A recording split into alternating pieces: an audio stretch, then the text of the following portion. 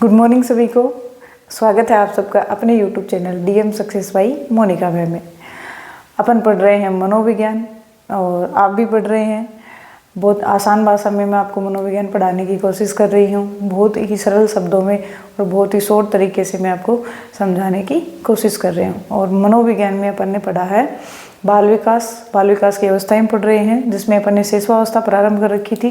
शेषवावस्था में अपन ने शारीरिक, सामाजिक और मानसिक विकास जो है पढ़ लिया था।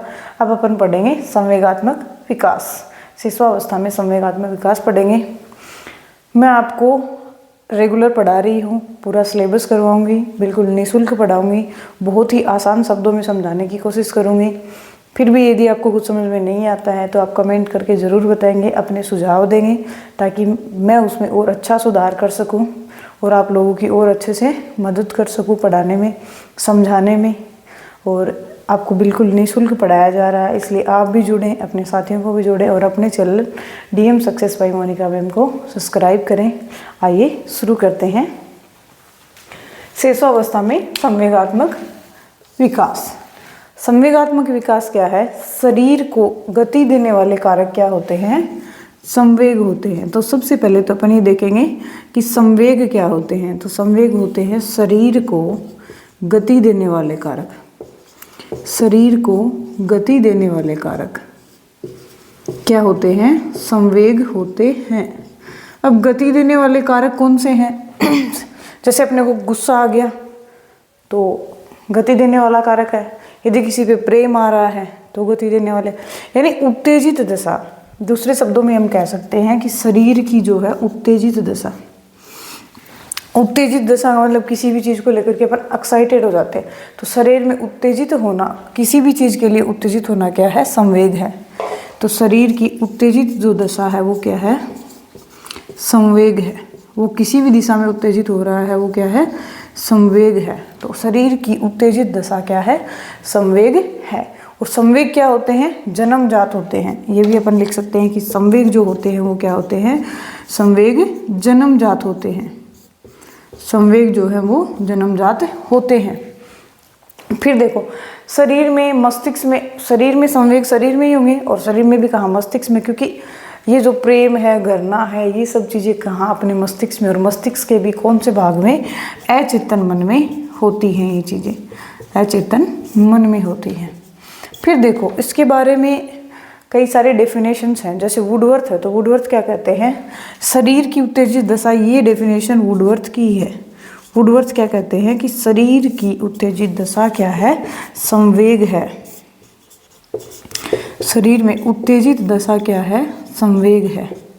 ये डेफिनेशन किसकी है? ये है वुडवर्थ साहब की, कि शरीर का उत्तेजित दशा में होना है, शरीर में उत्तेजित दिशा होना क्या है?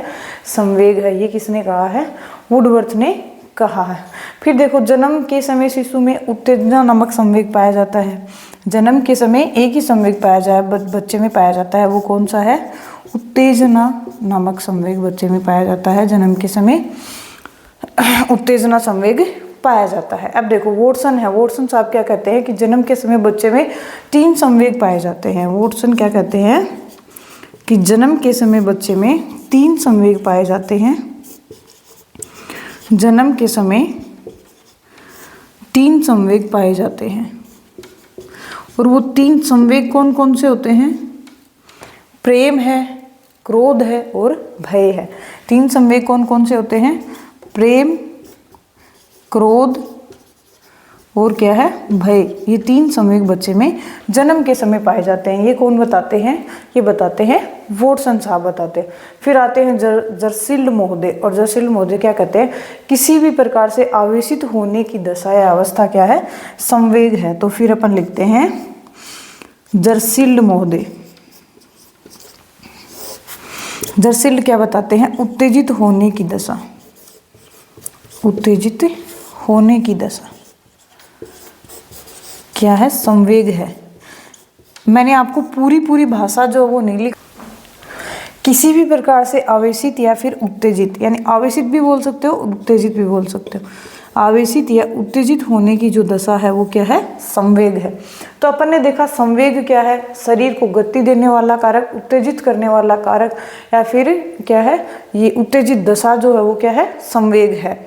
जन्म के समय शिशु में उत्तेजना नामक संवेग पाया जाता है। अपन ने देखा वुडवर्ड साहब क्या कहते हैं, शरीर में उत्तेजित दशा क्या है, संवेग है। वॉटसन साहब कहते हैं कि जन्म के समय बच्चे में 3 संवेग पाए जाते हैं। कौन कौन से, भय, प्रेम और क्रोध नामक संवेग पाए जाते हैं।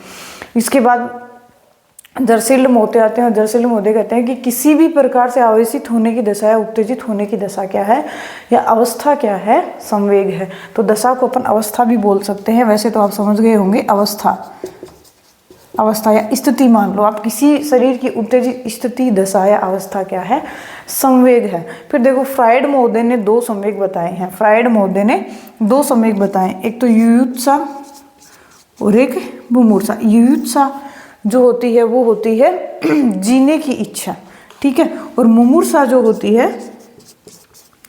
वो क्या होती है, मरने की इच्छा, ठीक है। तो एक बार आप इसका स्क्रीनशॉट ले लो, उसके बाद में अपन अगली स्लाइड पे आगे जो मनोवैज्ञानिक हैं उनके बारे में, उन्होंने संवेग के बारे में क्या क्या बताया उसके बारे में पढ़ेंगे। फ्राइड के अनुसार आगे अपन देखते हैं, फ्राइड के अनुसार अब फ्राइड महोदय क्या बताते हैं संवेग के बारे में। इन्होंने 2 संवेग बताए हैं, एक तो बताया है युयुत्सा, युयुत्सा, और दूसरा बताया है मुमूर्षा। युयुत्सा जो होता है वो होता है जीने की इच्छा, जीने की इच्छा, और मुमूर्षा जो होता है वो होता है मरने की इच्छा, मरने की इच्छा। ये 2 संवेग किसने बताए हैं, फ्राइड महोदय ने बताया। उसके बाद आते हैं ब्रिजेज, ब्रिजेज महोदय। ब्रिजेज महोदय क्या बताते हैं कि जन्म के समय उत्तेजना नामक संवेग पाया जाता है, ये अपन ने भी पढ़ा था। 3 माह में बच्चे में जो है, एक तो जन्म के समय उत्तेजना नामक संवेग पाया जाता है, ये ब्रिजेज महोदय ने ही बताया है, जन्म के समय उत्तेजना नामक संवेग पाया जाता है। उसके बाद में इन्होंने कहा कि 3 माह का बच्चा, 3 माह के बच्चे में देखो क्रोध है, भय है, कष्टदायक और आनंददायक दोनों ही संवेग पाए जाते हैं। तो 3 माह के बच्चे में कौन कौन से संवेग पाए जाएंगे, कष्ट व आनंद के संवेग पाए जाते हैं। तो कष्ट भी होता है और आनंद भी होता है, तो कष्ट व आनंद के संवेग पाए जाते हैं। फिर 6 माह का बच्चा है, उसको प्रेम, घृणा, क्रोध इनका पता चलने लग जाता है। तो प्रेम है, क्रोध है, इन सब संवेगों का पता चलने लग जाता है। उसके बाद देखो 12 महीने का जो बच्चा है या फिर 2 वर्ष का जो बच्चा है, लगभग अपन ये देखते हैं कि 2 वर्ष का जो बच्चा है उसमें सभी संवेग आ जाते हैं। और यही ब्रिजेज महोदय ने कहा है, अपन ने पहले भी एक डेफिनेशन पढ़ी थी कि ब्रिजेज साहब कहते हैं कि 2 वर्ष के बालक में जो है वो सभी संवेगों का क्या हो जाता है, विकास हो जाता है, ठीक है। अब देखो संवेग 2 प्रकार के हैं, एक तो होता है नकारात्मक संवेग, नकारात्मक संवेग, और दूसरा जो है वो है सकारात्मक संवेग, सकारात्मक संवेग और नकारात्मक संवेग। अब देखो नकारात्मक चीजें क्या है, क्रोध आना नकारात्मक है, भय नकारात्मक है, चिंता नकारात्मक है, कष्ट जो भी है वो क्या है, नकारात्मक है। तो अपन यहाँ लिखेंगे नकारात्मक में भय है, क्रोध है, और घृणा मान लो आप, भय मान लो, क्रोध मान लो। सकारात्मक में प्रेम आ जाएगा, उल्लास आ जाएगा, ये क्या है, सकारात्मक संवेग है। और हर्ष है, स्नेह है, ये सकारात्मक संवेग। नकारात्मक में भय, क्रोध, चिंता ये है। तो देखो अपन ने संवेगों के बारे में क्या पढ़ा है, संवेगात्मक विकास के बारे में, कि संवेग क्या है, शरीर की उत्तेजित दशा है।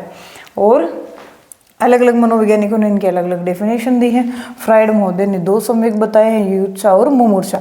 युयुत्सा जीने की इच्छा होती है, मुमूर्षा मरने की इच्छा होती है। फिर ब्रिजेज महोदय आते हैं, जन्म के समय उत्तेजना संवेग पाया जाता है, 3 माह में कष्ट व आनंद के संवेग जो है वो हो जाते हैं, 6 माह में प्रेम व क्रोध, 2 वर्ष में बच्चे में लगभग सभी संवेग आ जाते हैं। और संवेग 2 प्रकार के हैं, एक नकारात्मक होता है और एक सकारात्मक होता है। नकारात्मक भय, क्रोध, चिंता, कष्ट, ये सारे संवेग नकारात्मक संवेग है। और सकारात्मक संवेग में प्रेम आ जाएगा, उल्लास आ जाएगा, स्नेह आ जाएगा, ये क्या है, संवेग। जो खुशी जिन चीज़ों से होती है वो सकारात्मक है, और दुख जिन चीज़ों से होता है वो क्या है, नकारात्मक है। तो एक बार आप इसका स्क्रीनशॉट ले लीजिए, उसके बाद में अपन पढ़ेंगे आगे संवेगों के बारे में, और मूल प्रवृत्ति और संवेग आपस में किस तरीके से कनेक्टेड है वो भी पढ़ेंगे। तो मैकडूगल साहब ने 14 मूल प्रवृत्तियां बताई हैं, आगे उनके बारे में भी पढ़ेंगे। देखो, संवेगात्मक विकास के बारे में अपन ने पढ़ा, और इसकी कुछ विशेषताएं हैं जिनके बारे में मैं आपको वर्बली एक बार बता देती हूँ। जैसे संवेगात्मक विकास जो है वो सार्वभौमिक, संवेग जो होंगे वो सार्वभौमिक होंगे, सभी में होते हैं, और इनका विकास वातावरण के अनुसार होता है। जैसे कोई बच्चा है वो अगर यदि अच्छे माहौल में रहता है तो उसमें पॉजिटिव जो संवेग है वो ज़्यादा आएंगे। अगर कोई बच्चा है वो ऐसे ही माहौल में रहता है जिसके घर में लड़ाई झगड़ा होता रहता है, ऐसे ही वातावरण में रहता है, तो उसमें नेगेटिव संवेग ज़्यादा आते हैं। इसके बाद में संवेग उत्पन्न होने पर शरीर में क्या होते हैं, परिवर्तन होते हैं। यदि अपन खुश होते हैं तो भी परिवर्तन होते हैं, यदि अपन दुखी होते हैं तो भी क्या होते हैं, शारीरिक परिवर्तन होते हैं।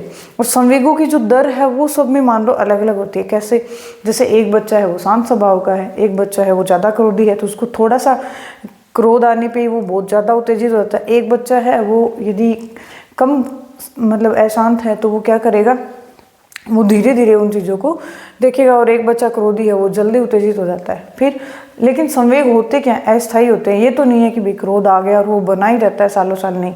क्रोध आएगा, थोड़ी देर बाद अपन शांत हो जाते हैं। यदि मतलब प्रेम आता है तो भी अपन थोड़ी देर रहता है। फिर ये नहीं है कि अपन हमेशा खुश रहते हैं, नहीं, ऐसा नहीं है। हम खुश भी थोड़ी देर के लिए होते हैं, दुखी भी थोड़ी देर के लिए होते हैं। यानी समय क्या है, छाया के जैसे होता है, कभी धूप कभी छाँव। तो संवेग भी ऐसे ही होते हैं, अस्थायी होते हैं। संवेग में सुख और दुख हमें दोनों होते हैं। और जैसे जन्म के समय रोना चिल्लाना संवेगात्मक प्रतीक है। शिशुअवस्था में शिशु का व्यवहार है वो संवेग और मूल प्रवृत्तियों पर ही क्या होता है, आधारित होता है। और प्रारंभ में संवेग जो होते हैं वो तो है स्पष्ट होते हैं, बच्चे का पता ही नहीं चलता वो रो रहा है, हंस रहा है। फिर धीरे धीरे चीज़ें स्पष्ट होने लग जाती हैं। और 3 वर्ष में बच्चे में जैसे अपने साथियों से प्रेम है, या फिर अंधेरे से डरना है, या किसी चीज़ के लिए जल्दी उत्तेजित होना है, ये संवेग क्या है, प्रकट होने लग जाते हैं बच्चे में, ठीक है। और 5 वर्ष में बच्चा क्या, भय पे कंट्रोल नहीं हो पाता बच्चे का, डर पे तो देखो कंट्रोल होता ही नहीं है बच्चे का। उसके बाद देखो फ्राइड महोदय जो है ना, उन्होंने एक और डेफिनेशन दी है इसके लिए। शिशु में प्रेम की भावना काम प्रवृत्ति पर आधारित होती है, ठीक है। और इसमें आत्म प्रेम की भावना या फिर नार्सिज्म जिसको बोला जाता है वो होता है। या फिर अपन ने देखो कल देखा था, यानी फ्राइड महोदय क्या कहते हैं कि शिशु में प्रेम भावना काम प्रवृत्ति पर आधारित होती है, उसमें आत्म प्रेम की भावना पाई जाती है। और अपन ने कल एक चीज़ पढ़ी थी, एक तो था ओडिपस, और दूसरा क्या था, इलेक्ट्रा। आपको याद आ रहा होगा, मैंने आपको बताया था कि ओडिपस और इलेक्ट्रा क्या है। ये बच्चे में मतलब लैंगिक जो प्रेम है वो है अपने माता पिता के लिए। तो ओडिपस तो होता है बॉय में, यानी लड़के में अपनी माता के लिए जो प्रेम है वो क्या है, ओडिपस है। और इलेक्ट्रा किस में होता है, वो होता है गर्ल में। तो वो किसके लिए है, अपने माता पिता के लिए। तो इलेक्ट्रा लड़की में जो होता है प्रेम अपने पिता के लिए, विषमलिंगी, या फिर आप ये मानो अपने पिता के लिए लैंगिक जो प्रेम है अपने माता पिता से जो प्रेम है बच्चे का वो ये है। ओडिपस होता है लड़के में अपनी माता के लिए, और इलेक्ट्रा होता है लड़की में अपने पिता के लिए। ये प्रेम पाया जाता है। अब देखो अपन एक पढ़ेंगे मूल प्रवृत्तियां। मैकडूगल साहब ने 14 मूल प्रवृत्तियां दी हैं, उन मूल प्रवृत्तियों के बारे में अपन अगली स्लाइड में पढ़ेंगे। अब देखो अपन पढ़ेंगे मूल प्रवृत्ति और संवेग कौन कौन से हैं। तो सबसे पहले तो ये देखते हैं कि मूल प्रवृत्ति है क्या। तो संवेग के बाद तुरंत बाद होने वाली क्रिया क्या है, मूल प्रवृत्ति है। और मूल प्रवृत्ति के जन्मदाता कौन है, तो मूल प्रवृत्ति के जन्मदाता कौन है, मैकडूगल साहब हैं। अब देखो मूल प्रवृत्ति के बारे में, एक बच्चे में 14 मूल प्रवृत्ति पाई जाती है, ये किसने बताया है, मैकडूगल साहब ने बताया है। और बालक में कौन कौन सी 14 मूल प्रवृत्तियां पाई जाती हैं वो अभी अपन देखेंगे। देखो भय संवेग है, उसके बाद होने वाली मूल प्रवृत्ति क्या है, प्लायन। यदि हमें डर लगता है तो अपन भागने की क्या करेंगे, कोशिश करेंगे, प्लायन करना, भागना, वहाँ से चले जाने की कोशिश करते हैं। वात्सल्य, यानी वात्सल्य जो प्रेम है एक माता का, मान लो आप माता का जो प्रेम है बच्चे के लिए वो क्या है, वात्सल्य। तो यदि वो प्रेम है तो उसमें क्या होगा, संतान कामना, वो बच्चे की कामना होगी। फिर क्रोध आता है, जब क्रोध आता है तो युत्सा यानी युद्ध करने की इच्छा होती है। अधिकार, किसी भी चीज़ पे अपन अधिकार करते हैं तो उसका संग्रहण करते हैं, उसको इकट्ठा करते हैं। किसी चीज़ पे अधिकार करेंगे तो अपन क्या सोचेंगे, वो अपनी हो जाए, तो उस पर क्या, उसका क्या करेंगे, संग्रहण करेंगे। आत्महीनता, यदि कोई चीज़ हमें अच्छी नहीं लग रही तो देने का भाव यानी उसको त्याग देने का भाव जो है वो अपने अंदर आ जाता है।